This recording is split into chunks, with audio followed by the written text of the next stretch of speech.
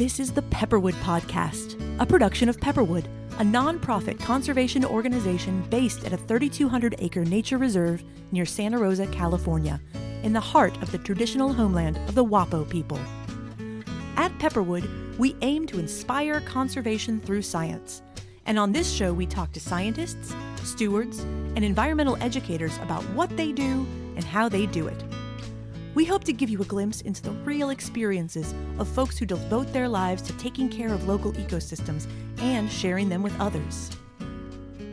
Welcome back to the Pepperwood Podcast. I'm your host, Julianne, environmental educator at Pepperwood.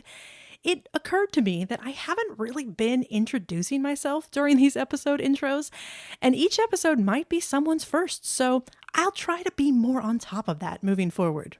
If you listen back to any previous episodes, please be assured that it's always me. Today, I'm very excited to share a conversation with Clint McKay, Pepperwood's Indigenous Education Coordinator and a founding member of the Native Advisory Council. He is the descendant of several important local culture bearers that include the late Laura Fish Summersall and the late Mabel McKay.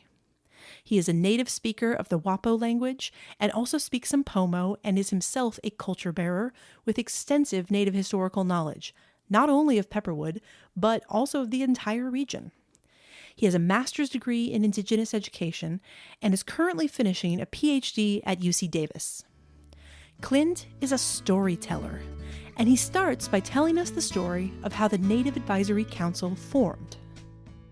The Native Advisory Council, I think it was probably been about 15 years ago. I was approached actually by Ben Benson to come up here and talk about the possibility of starting a Native Advisory Council. And I really wasn't that crazy about the idea. I had been involved in ventures like that before that didn't end well. I felt like we were just checking a box, like for people to say I've consulted with the Indigenous community and not really wanting a lot of input, just wanted it noted that they were consulting with the Indigenous community. Mm-hmm. So it probably took 6 months to a year for me to even come up here and talk with Pepperwood. We did, and I could tell right away that there was something different about the group here. There was a sense of openness, honesty, like they really wanted to hear what Indigenous people had to say. It wasn't just checking a box. Mm-hmm. And so after a series of meetings, we decided to go ahead and start the Native Advisory Council. And I believe there were 4 members of my family on the original. And then as we invited other members to join, they kind of backed off a little bit. My family did. Mm-hmm. And it got down to just me and my wife. And so the process is very non-political. I didn't want that to be a part of it. I didn't want to be a part of a political entity. So what we did was we identified people from the local community that we thought had a good background and experience in not only land stewardship, but Indigenous education and how we could pull all these things together. Mm-hmm. And so that's really how the Native Advisory Council was formed. Right now, there is myself, my wife, our eldest daughter did come back on the council. We have Sherry Steele, who is enrolled in Lytton Springs Rancheria. And we have Tek Tek Gabalden, who is part of the Mishawal Wapo tribe. Mm-hmm. And so we are a 5-member council at this time. I believe that what's unique about the Native Advisory Council here at Pepperwood, again, is that they're taking to heart the suggestions, the guidance of the Native Advisory Council.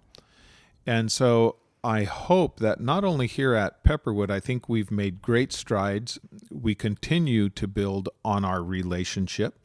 It isn't always easy when you're coming from 2 worlds and trying to collaborate on the best way to care for our environment here, this place, the land, animals, everything that's here. It's a complex system with a lot of considerations, absolutely. Definitely, and everybody coming from different knowledge systems with different experiences. And then when you throw the educational component into that, it's really a Yeah, I think you said it best. It's really a complex situation here of trying to bring all these things together, all these different views, ideologies, methodologies, bring all this stuff together in a cohesive way is not easy. And it takes a lot of patience, a lot of forgiveness from everybody involved.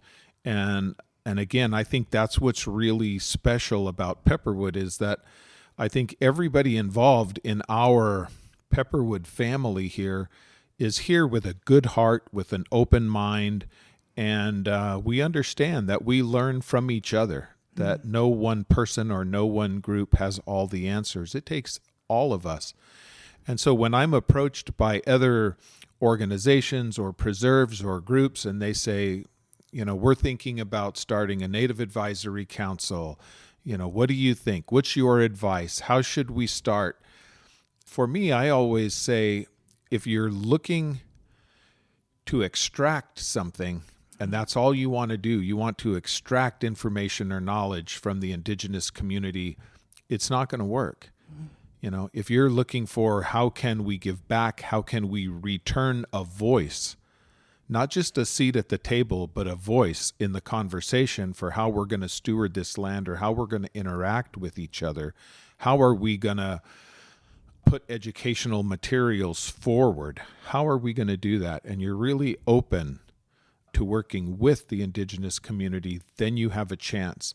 But if you just want them to stamp, the Indigenous stamp of approval on your program or what you're doing, I think there's a very low probability of success for those situations. Can you think of a time when you felt that your contributions as a council were integrated in a way that felt good? That like a time when Pepperwood did, one of our projects acted on your contributions and your advice? Yeah, I think there's several examples, and that's what keeps me here. To be honest with you, I think it's a no pun intended. The hot topic out there now is Indigenous fire, and I was really surprised because it was a little bit of a rocky road when we first talked about Indigenous burning and what that would look like here.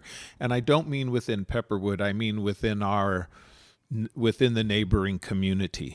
So there was a lot of fear, there was a lot of misunderstanding about what good fire looked like, about what intentional fire, Indigenous fire looked like.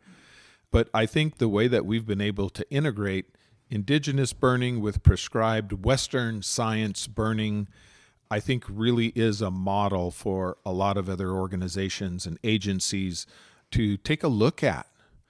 We all want a healthy environment, but the trail we walk to get there is definitely different. And I think Pepperwood has really been open to the integration of Indigenous cultural burning here. And I think it's really helped move not only the cultural burn program, but the prescribed burn program here forward in a really, really good and meaningful way.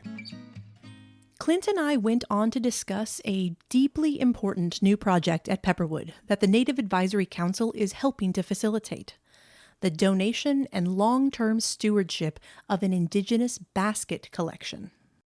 They are Pomo and they are Wapo baskets. They came as a gift from the Bedford family. Previously, they had loaned an exquisite set of baskets for an exhibit that we put on here in the gallery at Pepperwood.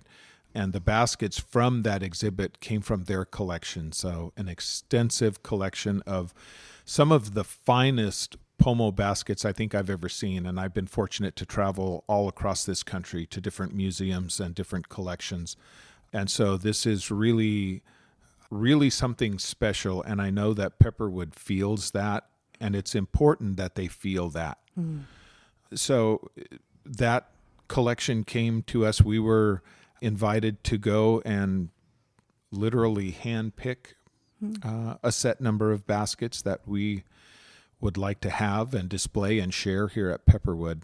And so we did that. And it's an incredible gift not to just be I mean, it's an incredible gift if anybody donates a basket, but to have access to a collection like that and be given total access to select the baskets that you want to keep and share here was an amazing opportunity. I'm curious about the process for you of making those selections. What was at the forefront of your mind when you were making those choices? Believe it or not, profound sadness.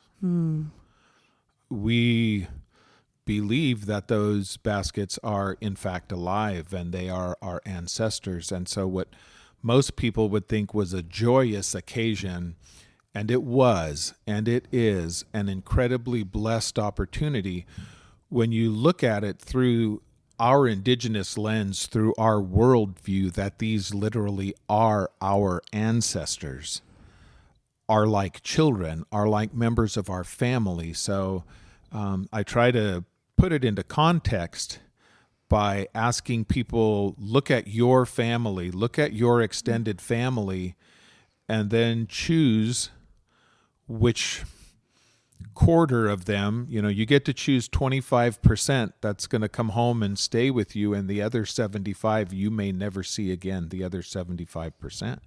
But what we did is we tried to pick an array of baskets.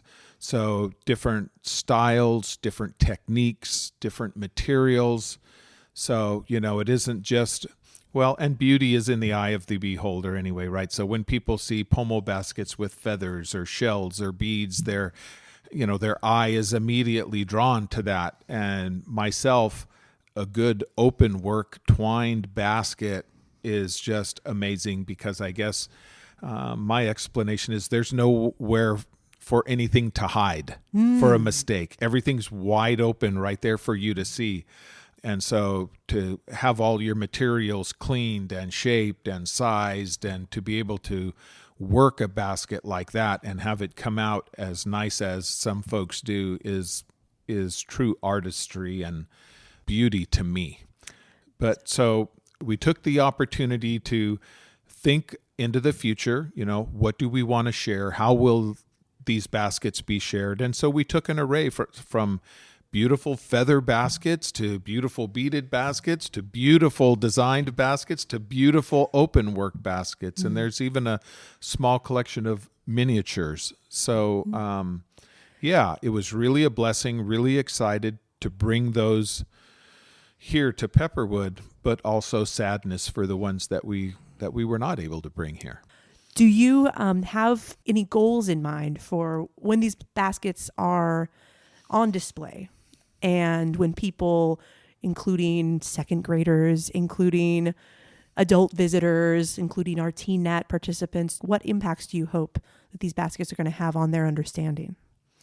Yeah, so with much of my work around Indigenous culture and traditions, my number one goal is for folks to understand that ultimately we are still here. So I'm hoping, I don't think anybody here made any of those baskets or, wove them, but hopefully through the interaction with those baskets, hopefully through the information that's posted in and around the baskets and knowing that those are coming from people now, from contemporary Indigenous people, weavers, things like that they're going to understand that this is something that's, number one, that's carried on and that we're still doing today. These baskets are still being woven by our people today. The other thing is I always like them to come away with a sense of what those baskets mean to a people that we call people of the baskets. Like they are so much a part of who we are as Pomo Indian people, as Wapo Indian people. I have so many goals. I want them to have an understanding of that. I want them to understand and get a feeling, and this is the difficult part because you start getting into maybe like a sacred realm or a spiritual realm. But I think part of the difficulty is getting people to understand, and it doesn't matter if they're second graders or if they're adults, right? To understand the presence that you're being allowed to be in, to share the time and space with something that Indigenous people don't consider just art or a piece of art that would speak to you. This is our culture. This is our tradition. These are our relatives. These are our people. So the difficulty is trying to get people to understand when you come and visit these, you are in the presence of something much deeper and greater than a work of art. I believe that you are a weaver, right? You create baskets yourself. Is that true? That is true. Okay. When is basketry? When do you use baskets in your life? Like you create them. Are there baskets that are part of your daily life that you use in what you do, just on a day-to-day basis? Not daily. And that's not because if I had the time, I wouldn't use them daily. It's just the rigors of living in this society, right? So people have to work and people have commitments and people have meetings to go to and everything. And so there are several days for me that I'm not just at home or out doing what I would do. But yes, we still use baskets for many parts of our life. I'm blessed to have two very young grandchildren at home, and we still use their baby baskets to carry them around in. We use that all the time. We spend a lot of time out harvesting and gathering traditional foods. We still do that in gathering baskets, in burden baskets, storage baskets. We still do that. We still conduct dances and our ceremonies that include basketry. Yeah, we still hunt using baskets. We still fish using our baskets. I cook in baskets once in a while, not as often as I would like. So yeah, much of the use of baskets, we still use them for ceremonies. We still gift them. So much of what basketry, the baskets were used for originally, we still do that today. It's just with the rigors of life in mainstream America, we don't always have the opportunity to, I can't go out and harvest every day because I'm working in school and everything else. You certainly are a busy man. So it does sound to me like the baskets do have some level of specialness where they are reserved for some things. Like you don't use a basket that you created as your backpack on your way out the door to go to grad school, right? So they are special enough that they are only really used for some activities. Is that fair to say? Yeah, it is fair to say. And I think one of the things that sometimes we struggle with in communication with people that are trying to learn about baskets and why we still have them and why is it a big deal for you, I mean, you're talking about cooking and don't you have pots and pans, or you're talking about carrying a baby, don't you have car seats, don't you have cradles, don't you have things like that? And we do, but basketry is essential to who and what we are as Wapo and Pomo people. Right. So, yeah, we use them at every opportunity. They identify us as being Wapo and Pomo people. The other key word that I really like that you're expressing use them. And several people would look at some of the baskets that we weave and say, there's really not, you don't really use these baskets, right? You don't really use them because they're pretty and they have feathers on them, or, I understand a burden basket you would go out and fill up with acorn or pine cones or whatever it is, but these baskets really don't have a use, and all of our baskets have uses. We use them in some shape or form, so it isn't like, I don't look at basketry ever as being an art. So something that you make and put up on a shelf or in a display case, and that's its purpose. I think it has a lot deeper meaning than that. One of my issues as I've traveled across the country and locally here is a lot of people with private collections want to, and with the best of hearts, find themselves usually looking to donate them to either a museum or an educational institution. And I think for many years now, I have been advocating to return baskets to tribes, to people, individuals, if they can put a personal connection to that basket. And I think it's just going to take a long time before folks feel comfortable doing that.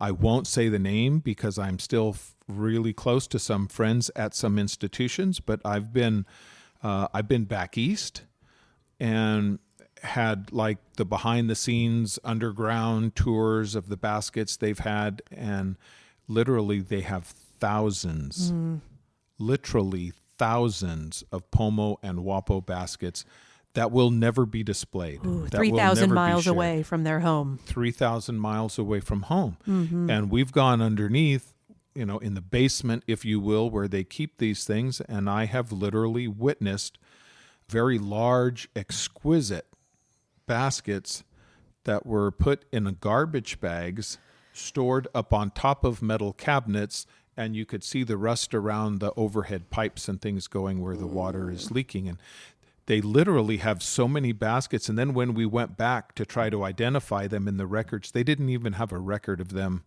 having that basket. That basket wasn't cataloged. Mm-hmm. It's not in their system. And so definitely all institutions or organizations are not like that. But at some point, the question I ask to some of these museums and organizations is, when is enough enough? And I've heard you say that, having these baskets entirely locked away, not shared with anybody, much less the people to whom they have a connection, it's probably the worst thing, because these are family members to somebody. They don't deserve to be, essentially put in basket jail. Yeah. Right. And that's, I get a little bit out there with my analogies sometimes, but it really is how we feel. Again, so I go back to family members, right? So, of that 25% that you were able to keep with you, imagine if a certain percentage of them were literally, not figuratively, literally locked in a closet and not allowed to have any interaction with anything from the outside world. Right. That's what that feels like to us. And so if you need baskets, if they want to steward baskets, not keep, not curate, if you want to steward these baskets, if you want to care for them for education purposes, for research purposes, for exhibition purposes, I get that. Mm-hmm. Figure out what that number is, figure out what the variety of baskets you need to do that in an appropriate way, and let our ancestors come home. Mm-hmm. What makes it possible for family members, like the baskets, to find appropriate homes? Because this is one example of a kind of interaction or a kind of maybe conundrum that comes up quite a lot with the history of colonialism impacting cultures, right? Mm-hmm. We end up with really important things like these baskets displaced from their original people. Mm-hmm. So what makes it possible for these things to find appropriate homes, and is that even possible? Yeah. It is possible. It is possible. It does happen sometimes through NAGPRA. NAGPRA is the Native American Graves Protection and Repatriation Act. So there is National NAGPRA, which goes across the country, and California also has its own version, Cal NAGPRA. And that's probably a whole different... We could go the whole time on that. But absolutely. Basically, it's just a law that says... like for federal NAGPRA is if an institution or organization receives any funding from the government, any governmental funding, then they are subject to NAGPRA. And basically what it is it gives tribes and individuals in some cases the opportunity to repatriate items such as baskets, culturally significant things, and sometimes, unfortunately that it has come to this, but fortunately that it does happen, it even goes to human remains. Yeah. So there have been instances. I have been a part of repatriation of baskets through educational institutions. Mm-hmm. Some obviously are more open to that than others.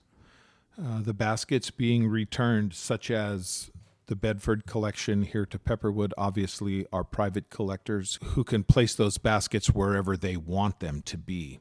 And I've known some private collectors, very few institutions, but I think it is changing. But it's that worldview, it's that concept of understanding, are these objects that you own as a private collector, or are they in fact living beings that you should feel honored and humbled that you have an opportunity to steward and care for them?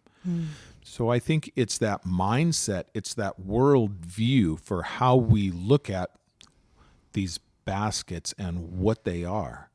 And I think it's a very special and very powerful experience and opportunity for us when we meet people like the Bedfords who understand the long term. We were given this opportunity and this privilege to hold this space with these baskets for this amount of time, but we understand that the long-term answer, the long-term health of these baskets are not locked away in a private collection. Well, and I wonder if community connections are another really important ingredient in this recipe, because you became connected with the Bedfords somehow. They learned that they could meet people who understand these baskets and how to steward them and have a stake in their history and their future. How did you become connected with the Bedfords? How did you meet them? Yeah, I actually met them through their collection that was put on display here at Pepperwood at the gallery. So when we came to the opening, we met them and just instantly felt that connection and became friends with them. And like I say, that it's all about the relationship, and it's building that relationship that leads to the possibilities of some of our people coming home in that way. So was that event part of Ben Benson's initiative of bringing art into Pepperwood and having the art gallery? I know that these are items that go beyond art, but was that the entry point? Was the fact that Ben Benson brings art into these things? Yes, in short. But I think that exhibit, again, was more about the culture and the people, and the baskets were a way to bridge that, to make that connection. And Ben worked closely with the Native Advisory Council at that time, again, to select what baskets, what's the message, what is really behind this. So is it putting on an exhibit that tells people, come and look at these beautiful baskets, or was it, come and experience this, share this time and space with a culture, a tradition, and a people that have been here since time immemorial and are still here. And I think that setting this experience and setting the exhibit in that mode is what brought my wife and I to connect with the Bedfords on a different level. Again, not to say this is art and these baskets are beautiful. It's a much deeper connection than that. You could just tell that they got it. They were in a different space and a different time. We could tell immediately that they didn't look at those baskets as pieces of art, that they understood on some level that this was something more than that. Pepperwood will work to communicate that same understanding to our community as these baskets come under our stewardship. I hope that all visitors who interact with the baskets will come away with a deeper appreciation for the living cultures of the Wapo and Pomo people. I certainly felt my appreciation grow as I spoke with Clint about the baskets and about the living and growing relationship between the Native Advisory Council and Pepperwood as an organization. I think there are endless opportunities for this relationship to grow, for Pepperwood to continue to open itself up, the people and the organization, to Indigenous ways of knowing, to seeing things through an Indigenous lens instead of a colonial one. And I think that there are opportunities for the Native Advisory Council to continue to find new ways to present who we are as Indigenous people and new ways to share our indigeneity and, be open to hearing how what we're putting forward is landing with people. How are they receiving it? And are there different ways for us to communicate? And just how do we become more effective at sharing who we are and our culture and traditions with people? What do you think makes it possible for any group like the Native Advisory Council or any community to be effective and supported? What ingredients need to be fed to that relationship? I think one of the things that stymied our relationship literally for years is a misunderstanding or miscommunication, I guess, over what the role of the Native Advisory Council would be. It seemed to us like Pepperwood leadership wanted us to come in here and identify projects and what do you want to do and what do you want to have happen here. And we're sitting back and thinking we're an advisory council. So we shouldn't be bringing up ideas. We shouldn't be forward. We're here to offer advice on issues that Pepperwood wants our advice on. And so I think, it sounds simple, but it was really deep and complex. And us as Indigenous people come from a standpoint where we're not really out front to push an agenda on a place like Pepperwood. Right. And so I think Pepperwood was sitting back saying, what's the council doing? What's the council goals? What does the council want to do? And we're like, the council is here to support whatever Pepperwood wants to do. So the clarity of your role, was it a really important thing that eventually moved forward, it sounds like? It did move forward, but to be honest, I think even today, when we're talking about the baskets and the basket exhibit and everything, there's still a little uncertainty, at least on the part of the Native Advisory Council, as to what our role really is going to be in setting this exhibit up and planning for it. And it's not our exhibit. We're not going to set it up. We're not going to direct everything. We're, I think, a very, very important part, but we're a supportive role in this process. And so I think it might have been, I don't know if it might have been helpful. I think things happen for a reason, and maybe we were working all those years on just building that foundation, building that relationship, and it took a lot of mutual trust and respect and missteps and forgiveness and, understanding to get us to the point where we are today. And again, our relationship still stumbles. We still trip. Sometimes we fall and we pick ourselves up and dust ourselves off and remember why we're here. Right. Any marriage includes disagreements, but then it also requires the ongoing understanding that both parties are very committed to one another. And I'm glad to hear that sounds like the reality of what we have as a relationship between these two. Yeah, I think so. Beautiful. Well, it was a real pleasure to sit down with you, Clint. Thank you so much for all of this information, and I think people are really going to enjoy hearing about it. Thank you, and I appreciate the opportunity to have our voice heard. Deep and heartfelt appreciation to Clint McKay for his generosity and skill as a storyteller. If you would like a chance to meet him yourself, please check out our classes and events page linked in the show notes. Nearly every season features an opportunity to learn from Clint about Indigenous foodways or Indigenous stewardship and perspectives. Each event is a unique and memorable experience. Now, we're not done yet.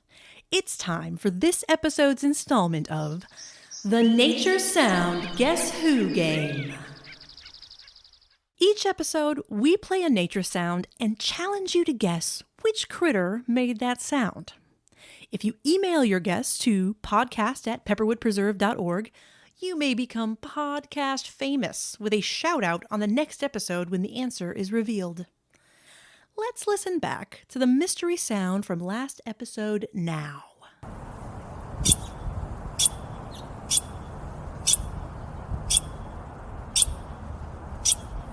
That sound was made by the Douglas ground squirrel. Yes, it was a Douglas ground squirrel, or Autospermophilus douglasii, the species of North American rock squirrel that is found north and west of the Sacramento River.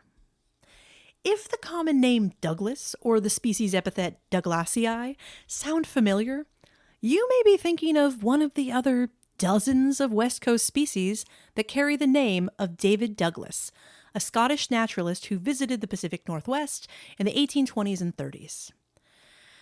We can take a moment here to reflect on the unfortunate state of biological nomenclature in which the legacy of colonization and exploitation by European settlers remains intact, even as scientists are actively reclassifying and renaming species.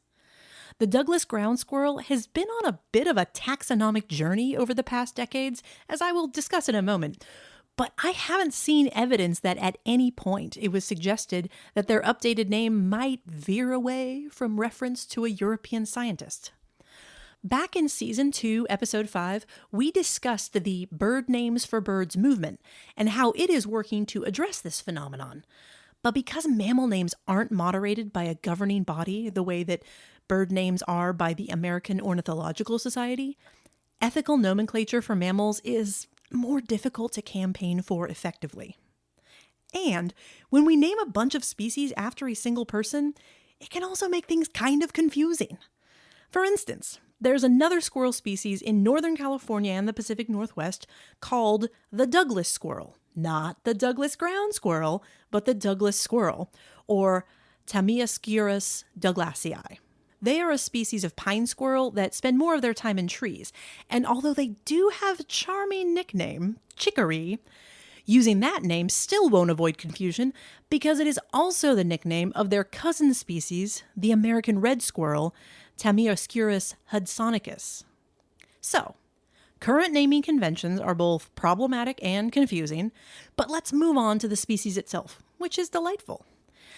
Douglas ground squirrels are semi-fossorial, which means they spend most, but not all, of their time in complex burrow systems that they dig throughout fall and winter and share with family colonies.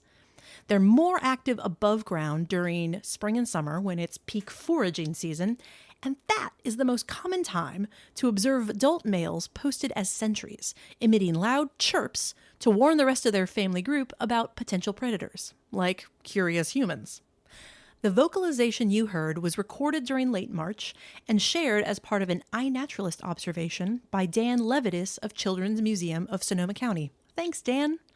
I'll include a link to his observation in the show notes, and you will see that although the squirrel itself was too shy to stick around to be photographed, a photo of the burrow entrance is included, probably one of the many points of access to the multi-chambered burrow where the squirrels store food, give birth, nurse their young, shelter from bad weather, and hide from predators. Living in complex family groups, they exhibit all kinds of interesting social behaviors, including a courtship behavior called push paw, where a male repeatedly taps a female on the shoulder or forelimb with his paw to, get things started. Many of these traits are shared by the other two members of the genus Autospermophilus, the California ground squirrel, Autospermophilus beechii, and the rock squirrel, Autospermophilus variegatus. Our understanding of the evolutionary relationship between these three species has been a real roller coaster ride over the past 2 centuries, so hold on as I take you on a brief summary. First, the Douglas ground squirrel was described as a distinct species in its own right. Then, it was changed to a subspecies of the rock squirrel. Then it was changed again over to a subspecies of the California ground squirrel. And finally, back to full species status starting in the 1930s, although that decision didn't achieve a real consensus until just a few years ago after genetic studies supported the distinction between the Douglas ground squirrel and the California ground squirrel along the Sacramento River basin. Our understanding is that those 2 species diverged when the Sacramento River began to flow around 725,000 years ago, and the associated wetland areas became a permanent barrier between 2 populations, eventually resulting in 2 distinct species, Douglas ground squirrel to the west and north, and California ground squirrel to the east and south. There are still questions to answer, including, is the boundary between these populations distinct, or is there a hybrid zone? In either case, where do the specific boundaries occur, especially in northern counties where the Sacramento River is a less distinct barrier? Can you tell that I went down a real squirrel burrow on this species? Man, it's fun to discover and dive into new little corners of scientific study and evolutionary history. Much of this information is sourced from an excellent 2023 article published in the journal Mammalian Species and authored by Douglas J. Long and Jennifer E. Smith. If you want all of the in-depth information on Douglas ground squirrels, that link is in the show notes. One final thing. How does that alarm call from the Douglas ground squirrel sound compared to other local squirrel species? The other native squirrel species you're likely to encounter in the open spaces of Sonoma County is the western gray squirrel, Sciurus griseus. If you're observing with your eyes, the western gray squirrel is a tree squirrel, so if it runs up a tree instead of into a burrow, that's probably what you're seeing. If you're using your ears, this is a vocalization from a western gray squirrel.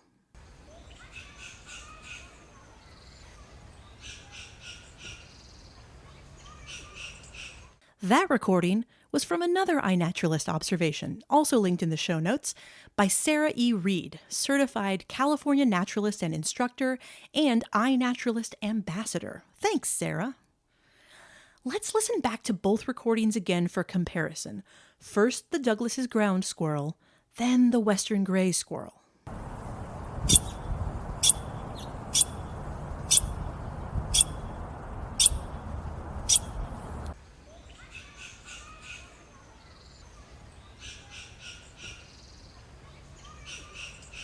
Listen for those next time you're outside. Now, it's time for our next mystery sound for you to guess out before next episode.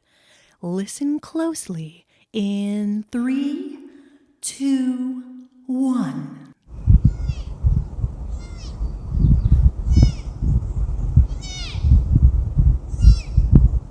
Second chance in 3, 2, 1.